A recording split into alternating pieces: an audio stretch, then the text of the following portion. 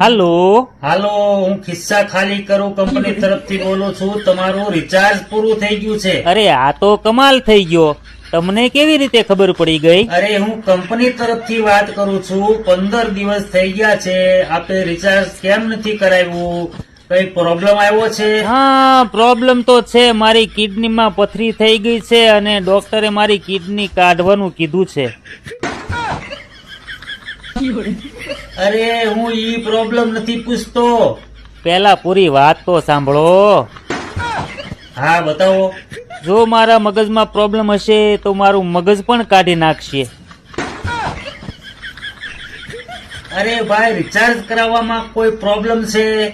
નહીં, રિચાર્જ કરાવવામાં તો કોઈ પ્રોબ્લેમ નથી. તમારે કરાવી દો રિચાર્જ. અરે ભાઈ, હું રિચાર્જ નહીં કરાવું. રિચાર્જ